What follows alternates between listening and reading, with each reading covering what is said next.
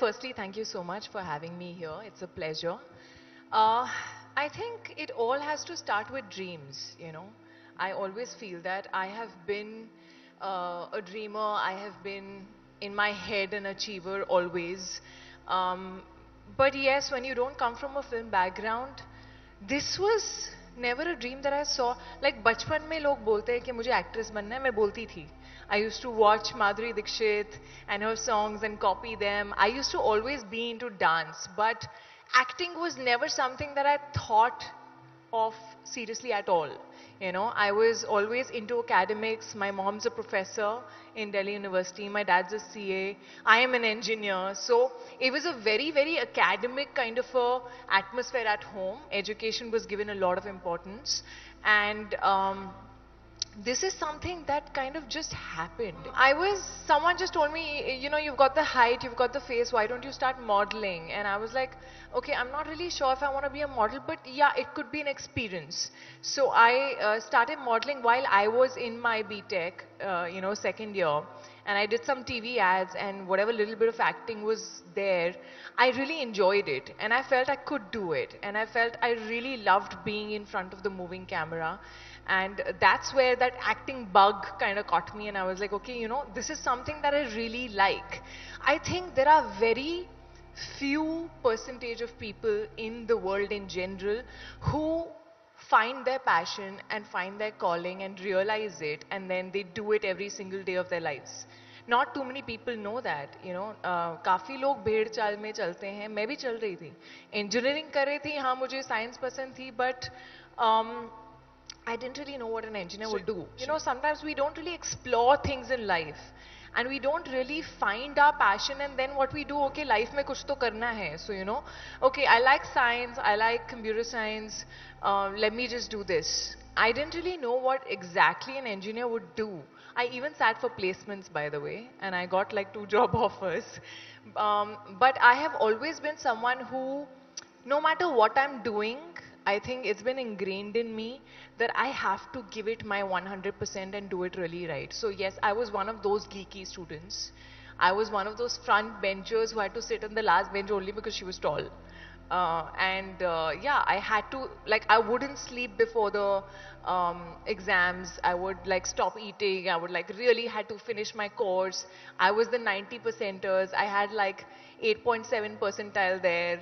So I was one of those geeky people who really, really was a nerd and kind of was proud of it. So I don't think I was thinking of the national award. Yes, I must say that my director Lakshman Uttekar, genuinely while we were shooting the film, told me multiple times, and he used to call me Mimi, and he still calls me Mimi. So he said, Mimi, आप देखना आपको इसलिए ना national award मिलेगा.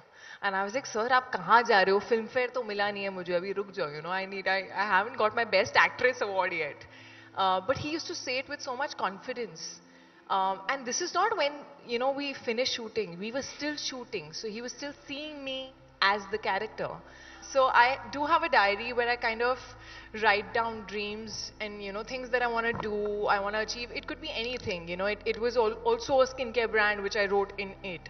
So I feel like sometimes we all have a lot of dreams, but we don't really realize it because we don't think about it so seriously कि okay और क्या हम इतना busy हो जाते हैं life में that sometimes it's important to just write down what else do you want to do. What are your dreams.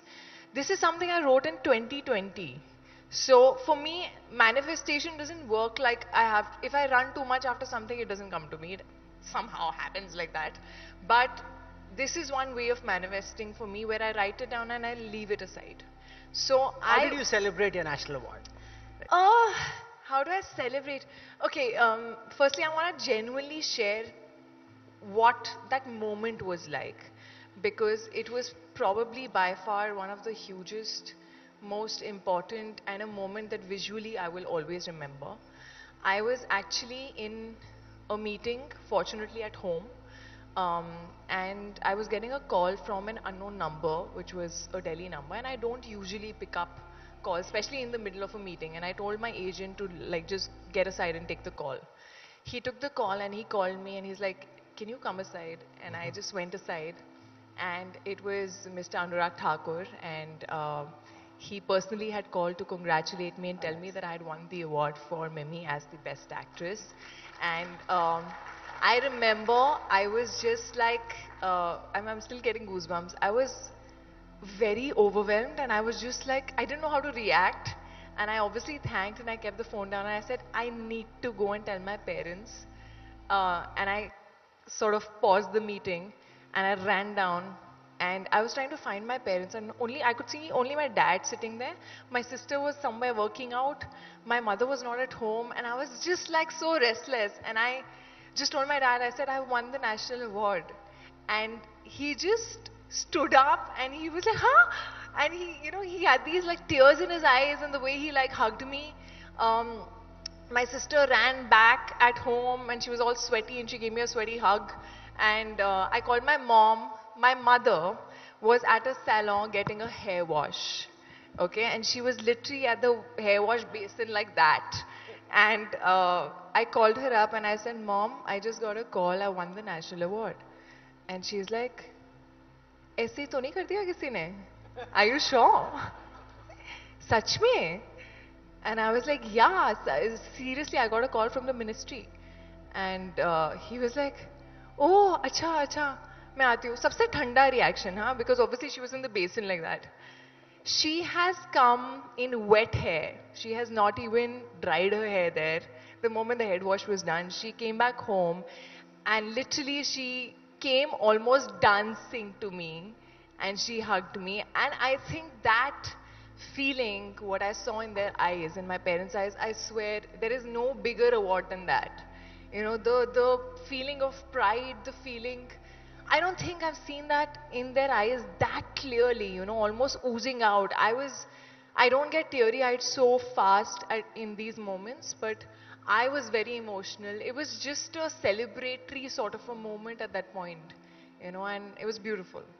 So I kind of wanted, I believe I'm very, very creatively inclined. And when I'm on sets, I kind of really like getting into everything. And that was one reason why I was like, tomorrow I would love to produce and sort of make films that, have stories that I want to tell as a person and not just be involved as an actor, but go beyond it, whether it's the script, whether it's the music, whether, how that film is shot, all of it. And that was the reason for starting the production house. But apart from that, like tomorrow, I would love to do films where I'm not an actor in it.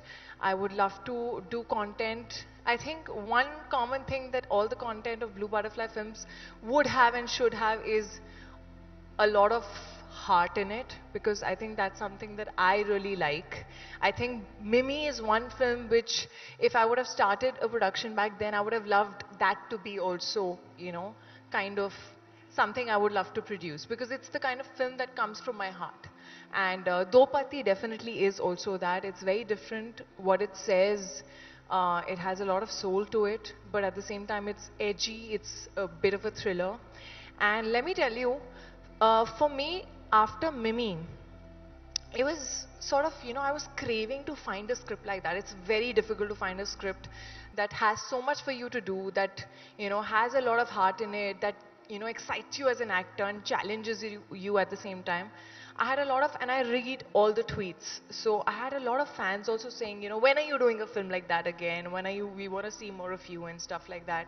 And I swear I was craving, but there is not so much content being written which is as exciting. A film like Mimi comes very rare, and that's when I kind of collaborated with Kanika Dhillon, who's the writer and co-producer with me in Dopati. And I wanted to do something on the subject, and she had something else, and she kind of blended it together, and Dopati happened. So sometimes I believe you have to create opportunities. You can't just wait for them to just land in your lap, because sometimes they don't. And you have to sort of get up and create the opportunity that you really want to do. There is struggle in every field.